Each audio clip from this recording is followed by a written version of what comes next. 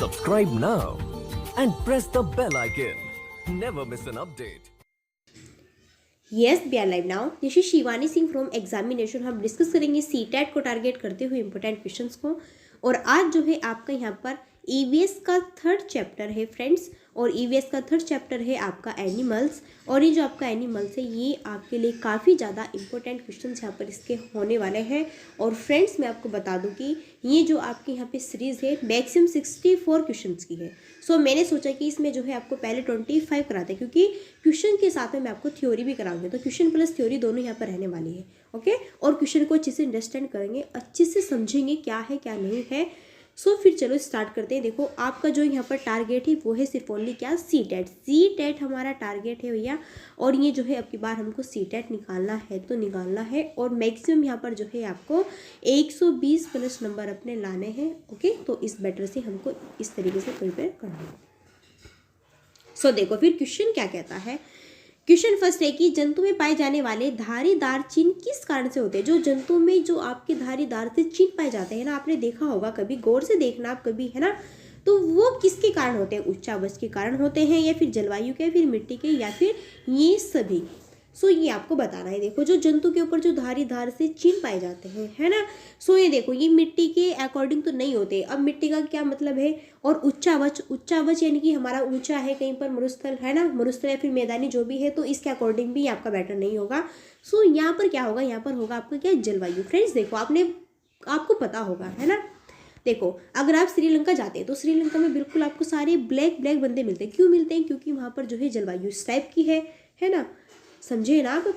और जहाँ पर आपको बिल्कुल बहुत ज़्यादा गोरे व्यक्ति मिलते हैं तो वहाँ की जलवायु अलग है। सो इस वजह से जो है ये सारी जो भी हमारी हेरिडिटी और इन्वायरमेंट होता है, ये सब हमारा जो है यहाँ पर किस पर निर्भर करता है, वो करता है हमारी जलवायु पर।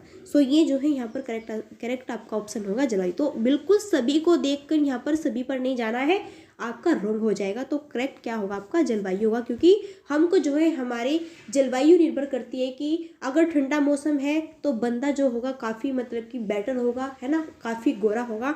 और अगर जलवायु गर्म कह सकते हैं उसको, है ना, तो वहाँ पर काफ़ी क्या देखने को मिलेगा, जैसे कि श्रीलंका में आपको देखने को मिलते हैं, तो इस टाइप के आपको बंदे मिलेंगे।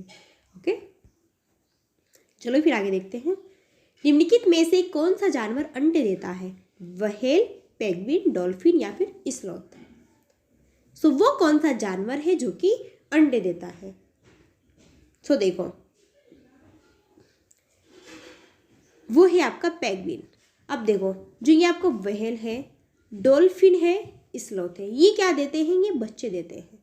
क्लियर है, ये क्या देते हैं, ये देते हैं आपके बच्चे, क्योंकि ये क्या है, स्तनधारी जंतु है। ठीक है, तो ये आपके बच्चे देते हैं, न कि ये आपके अंडे। सो जो ये पेंगुइन है ये जानवर आपका अंडे देता है।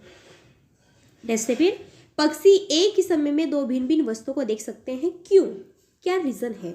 वे अपनी गर्दन को घुमाते रहते हैं, इनके सिर के दोनों ओर आंखें होती है, इनकी आंखों की पुतली घूम नहीं सकती, या फिर इनमें से सारे ही आपके करेक्ट होंगे। सो भैया सारे तो करेक्ट नहीं होने वाले हैं, सो आपको चूज करना है। देखो पक्षी एक ही समय में दो भिन्न भिन्न वस्तुओं को देख लेते हैं, क्यों देख लेते हैं, क्योंकि जो इनके सिर के दोनों ओर क्या होती है, आंखें होती है, इनके सिर के दोनों ओर आंखें होती है। इस वजह से पक्षी जो है एक ही समय में दो भिन्न भिन्न वस्तुओं को देख लेता है। आगे फिर निम्नलिखित में से कौन सा जानवर पहले अपने एक तरफ के दोनों पैर आगे बढ़ाता है और फिर दूसरी तरफ के दोनों पैर आगे बढ़ाता है। तो ये आपका कौन सा जानवर हो सकता है, ये आपका शेर है, बाघ है, जिराफ है, या फिर हाथी है।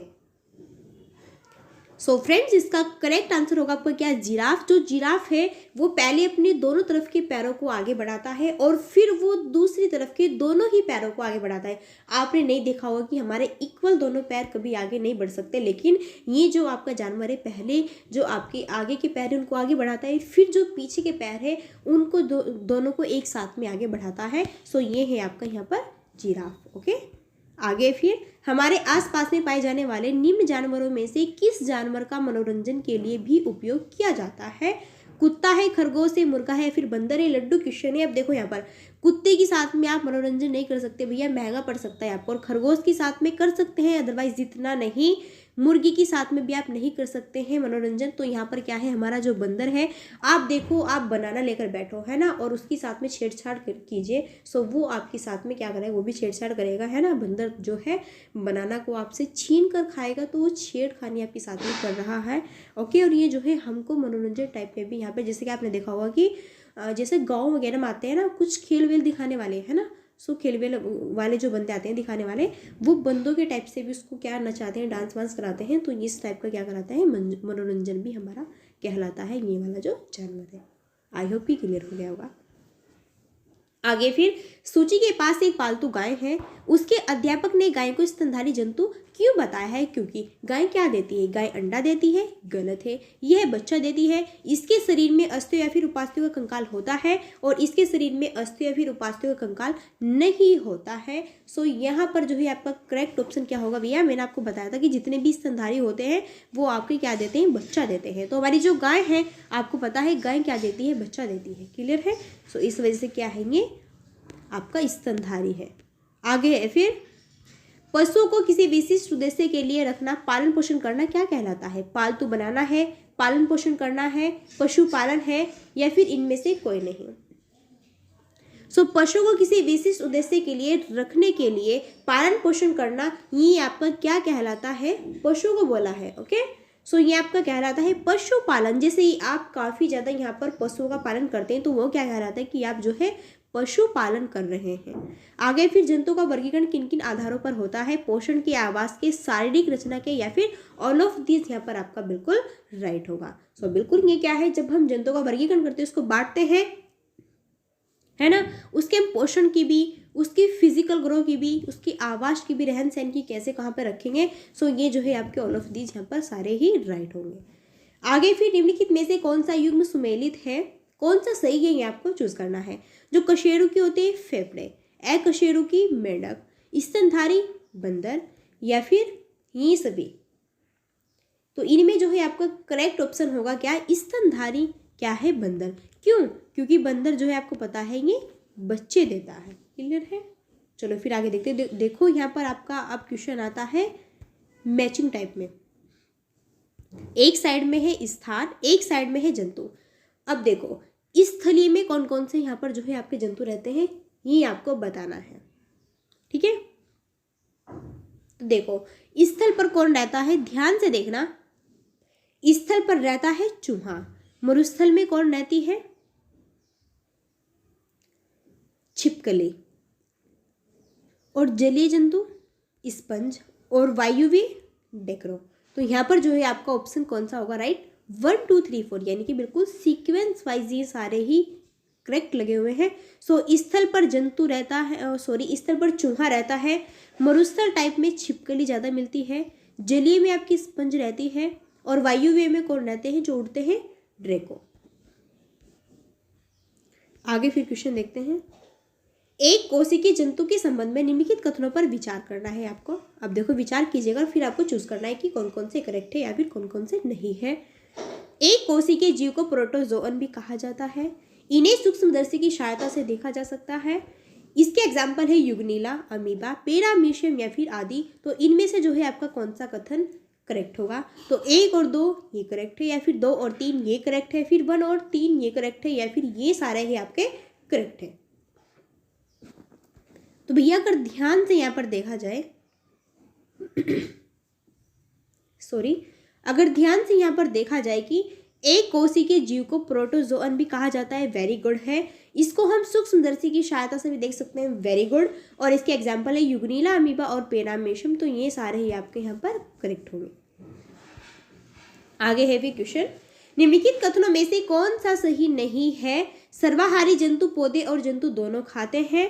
शाकाहारी जंतु केवल पौधों को ही खाते हैं। मांसाहारी जंतु केवल जंतुओं को ही खाते हैं। जंतु अपने भोजन के लिए सिर्फ पौधों पर ही निर्भर रहते हैं। सो देखो ये तो बिल्कुल आपका करेक्ट है कि सर्वाहारी जो जंतु होते हैं वो आपके पौधे भी खाते हैं और जंतु को भी खाते हैं। सर्वाहारी बिल्कुल सारे, जैसे कि मानव को आप अभी मिल्क दो, है ना, और मिल्क के बाद में आप उसको मांस भी दे सकते हैं, वो उसको खा लेगा। है ना, या फिर शाकाहारी जंतु केवल पौधों को ही खाते हैं। बिल्कुल, जो शाकाहारी पौधे होते हैं, जंतु होते हैं, वो सिर्फ ओनली पौधे को ही खाते हैं। जो आपके मांसाहारी होते हैं, ठीक है, और फ्रेंड जो आपके मांसाहारी होते हैं वो केवल जंतु को ही खाते हैं, ये भी राइट है। लेकिन जंतु अपने भोजन के लिए सिर्फ पौधों पर ही निर्भर नहीं रहता, तो यहाँ पर सभी जंतु की बात नहीं की गई है। जंतु की कैटेगरी बटी हुई है कि कौन सा सर्वाहारी है, कौन सा शाकाहारी है, कौन सा भैया मांसाहारी है ना। तो ये आपका ऑप्शन कहीं ना कहीं निगेटिव हो जाता है आपका। आगे फिर निम्नलिखित में से कौन सा युग्म आपका सही नहीं है। मेंढक फेफड़े से सांस लेता है, केंचुआ त्वचा से सांस लेता है, व्हेल गिल से सांस लेती है, या फिर सांप जो है आपका फेफड़े से सांस लेता है। तो यहाँ पर आपका जो है करेक्ट ऑप्शन क्या होने वाला है, ये आपको चूज करना है। इनमें से वो कौन सा सही है, इनमें से आपका कौन सा सही नहीं है। तो देखो, मेंढक जो है वो फेफड़े से सांस लेती है, वेरी गुड, है ना। और बच्चों में बता दूं आपको कि जो व्हेल है वो गिल से सांस लेती है, वेरी गुड। सांप फेफड़े से सांस लेता है, वेरी गुड। लेकिन जो केंचुआ है वो त्वचा से सांस लेता है, ये आपका यहाँ पर क्या होगा, रॉन्ग होगा। ओके, आगे देखते हैं। फिर से आपके जो है यहाँ पर आपको सुमेलित वाले कथन दिए हुए हैं। एक साइड में जीव है, एक साइड में उनके बच्चे हैं। अब आपको बताना है कि भैया कौवा क्या देता है, कपी क्या है, खरगोश क्या है, जेब्रा क्या है, और फिर ऑप्शन दिए हुए हैं, इसमें आपको चूज करना है। ठीक है, चलो फिर मिलाते हैं फास्ट तरीके से। देखो, जो कौवा है आपका बच्चों, एक मिनट, पहले तो मैं आपको इसका करेक्ट आंसर बता देती हूँ, है ना। तो उसका करेक्ट आंसर होगा आपका क्या, ऑप्शन नंबर ए आपका राइट होगा। अब क्यों होगा यहाँ पर हम देख लेते हैं। जो कौवा है बच्चों, ये क्या होगा, कौवा आपका किस में जाएगा, चूजा में जाएगा। ओके, और कपी आपका कहाँ पर जाएगा, बच्चे में जाएगा। खरगोश कहाँ पर जाएगा आपका, जो कपी है वो आपका जाएगा बच्चे में, खरगोश जाएगा आपका बन्नी में, और बच्चों जेब्रा जो है ये आपका जाएगा बछड़ा में। ओके, सो यहाँ पर जो है ये आपकी इस टाइप से जो है करेक्ट हो गया, क्योंकि जीव है और बच्चे हैं। देखो, कौवा चूजा होगा, कपी क्या होगा आपका बच्चा होगा, खरगोश क्या होगा बच्चा आपका बन्नी होगा, और जेब्रा क्या होगा आपका बछड़ा होगा। तो इस टाइप से ये जो है आपके यहाँ पर राइट होंगे। सो यहाँ पर ऑप्शन नंबर ए आपका करेक्ट हो जाएगा। ओके बच्चों, आगे फिर देखते हैं कि निम्नलिखित में से कौन सा एग्जाम्पल उद्दीपन अनुक्रिया प्रक्रिया को दर्शाता है। कॉकरोच का रोशनी देकर छिप जाना, सूरज छिपने के पश्चात फूलों का बंद होना, मनपसंद व्यंजन देखकर मुंह में पानी आना, या फिर ये सारे ही आपके राइट होंगे। तो बच्चों आपको चूज करना है कि कौन सा आपके यहाँ पर करेक्ट होंगे। बिल्कुल, जो कॉकरोच होता है रोशनी को देखकर छिप जाता है, सूरज छिपने के पश्चात फूलों का भी बंद हो जाता है, और जो हमारे मनपसंद व्यंजन होते हैं उसको देखकर मुंह में पानी आ जाता है। तो ऑल ऑफ दीज यहाँ पर सारे ही आपके राइट है। अगर हमने आज मम्मी ने खाने में कुछ अच्छा सा बनाया हुआ है तो बिल्कुल देखते ही उसको पानी आ जाता है ना, कि कुछ जल्दी से खाने को मिल जाए बस। आगे है फिर, निम्नलिखित में से कौन सा एग्जाम्पल उद्दीपन अनुक्रिया प्रक्रिया को दर्शाता है। ये फिर से रिपीट हो चुका है, आगे यहाँ पर देखते हैं। निम्नलिखित में से कौन सी समानता शेर और बाघ में पाई जाती है। तो बच्चों आपको बताना है कि शेर और बाघ में कौन सी समानता देखने को मिलती है। दोनों की दृष्टि मनुष्य से 6 गुना ज्यादा होती है। दोनों अंधेरे में अपनी मूंछों की सहायता से शिकार का पता लगा लेते हैं। दोनों की दहाड़ बहुत दूर तक सुनाई देती है। तो यहाँ पर ऑल ऑफ दीज बिल्कुल सारे ही ऑप्शंस आपके राइट है। आगे फिर ये आपको कुछ कथन दिए हुए हैं, आपको इसमें चूज करना है कौन सा करेक्ट है, कौन सा करेक्ट नहीं है। ओके बच्चों, देखते हैं फिर। बच्चों के जीवन में जंतु का विशेष महत्व होता है, वेरी गुड। बच्चों का जंतु से प्रारंभिक परिचय अपने प्रारंभिक खेल कूद के दौरान होता है, बिल्कुल राइट है। बच्चों में जंतु की देखरेख से कई प्रकार के गुण विकसित होते हैं, बिल्कुल सारे ही यहाँ पर बिल्कुल क्या हो जाएंगे, ऑल ऑफ दीज राइट है ना। तो पूछा ही आपका पेडागोगी के टाइप का क्वेश्चन से आपको लगाना था। आगे देखते हैं फिर। निम्नलिखित चित्रों में एक्स द्वारा दिए गए विकल्प में कौन सा जीव हो सकता है ना, जो कि उड़ भी सकता है, चल भी सकता है, तैर भी सकता है, उसको यहाँ पर चूज करना है।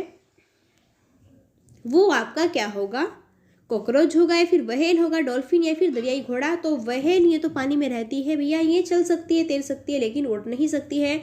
डॉल्फिन ये भी नहीं, दरियाई घोड़ा ये भी नहीं। तो यहाँ पर क्या होगा आपका जो कॉकरोच है ये बच्चे, ये उड़ भी सकता है, ये चल भी सकता है, ये तैर भी सकता है। ओके, आगे देखते हैं फिर। निम्नलिखित पर विचार कीजिए, फिर से आपको दिए गए हैं और आपको चूज करना है कि कौन सी स्तनधारी के कान में पाई जाने वाली अस्थि है। मेलियन है भैया, इनकस है या फिर स्टेपस है। सो यहाँ पर ए है या फिर 1 और 2 है या फिर 3 और 4 है या फिर ये सारे ही ऑप्शन है। सो बच्चों आपको चूज करना है। सो देखो, जो स्तनधारी आपके जंतु होते हैं, जानवर होते हैं, उनके कान में कौन सी अस्थि पाई जाती है? तो मेलियन, इनकस और स्टेपस बच्चों सारे ही यहाँ पर आपके करेक्ट होंगे। ओके, आगे फिर देखते हैं नेक्स्ट है। डॉल्फिन के संबंध में निम्न कथनों पर आपको विचार करना है। डॉल्फिन को भारत का राष्ट्रीय जलीय स्तनधारी घोषित किया गया है। Very good. डॉल्फिन में विभिन्न प्रकार की आवाजें पहचानने की भी क्षमता होती है। बिल्कुल, क्या है आपका यहाँ पर राइट है। आपको चूज करना है कि इनमें से कौन सा करेक्ट ऑप्शन होंगे। केवल और 1, ओनली 2 या फिर 1 और 2 दोनों, या फिर नहीं तो आपका फर्स्ट और नहीं आपका सेकंड। तो यहाँ पर आपका करेक्ट क्या होगा? थर्ड होगा, यानी कि फर्स्ट और सेकंड दोनों ही हमारे क्या है? राइट है। आगे बच्चों फिर आपका निम्नलिखित कथनों पर विचार कीजिए। जंतु बच्चों की पर्यावरणीय समझ विकसित करने में सहायक होते हैं। जंतु के बीच रहने से बच्चों को जीव विविधता समझने में मदद मिलती है। बच्चों में पशुओं के साथ रहने से अन्योन्याश्रित क्रियाओं की समझ बढ़ती है। तो बच्चों आपको चूज करना है। ओनली 1 है, ओनली 1 और 2 है, या फिर 2 और 3 है, या फिर ये सारे हैं। तो बिल्कुल सारे ही ये क्या होंगे? आपके राइट ऑप्शन होंगे। ओके, सो बच्चों ये थे आपके यहाँ पर 22 क्वेश्चंस। और ये 22 क्वेश्चंस आपको कैसे लगे, प्लीज़ मेरे को जो है नीचे कमेंट बॉक्स में जाकर कमेंट करना है, बताना है कि आपको जो है यहाँ पर ये सेशन कैसा लगा है और ये क्वेश्चंस कैसे लगे आपके ईवीएस के अकॉर्डिंग। काफ़ी बेटर है। और हमारा टारगेट क्या है? सीटेट है। सो बिल्कुल इसको भूलना नहीं है। 200 कहाँ जा चुकी हूँ, सॉरी 120 प्लस यहाँ पर जो है क्वेश्चंस के आपको आंसर्स लाने हैं। तो 120 नंबर हमको यहाँ पर बनाना है। ओके, कहाँ 200 में जा रही थी मैं। सो फ्रेंड्स, अब जो है आप देखो डेली वाइज करंट अफेयर्स की वीडियोस का भी एंजॉय कर सकते हैं, जो कि फिर आपका यूपी टेट और सी टेट के बाद में एकदम क्या आएगा? सुपर टेट भी आने वाला है बच्चों। तो सुपर टेट के लिए भी आपको प्रिपेयर से रहना है ना, क्योंकि 30 क्वेश्चन आते हैं मैक्सिमम आपके। सो फिर फ्रेंड्स, ये थे आपके यहाँ पर ईवीएस के क्वेश्चंस। और ये क्वेश्चंस आपको कैसा लगे हैं ये मेरे को बता देना है। आपको क्या करना है, ठीक है? देखो, जहाँ पर आपकी वीडियो चली हुई है तो वीडियो को लाइक शेयर सब्सक्राइब कर देना। सब्सक्राइब का ये बटन होगा रेड, इसको ऐसे प्रेस करना। यहाँ पर बेल आइकन आएगा, उसको ऐसे प्रेस करके दबा दीजिएगा, ठीक है? उसकी घंटी बजा दीजिएगा, फिर आपको जो है नोटिफिकेशन डेलीवाइज मिल सकता है।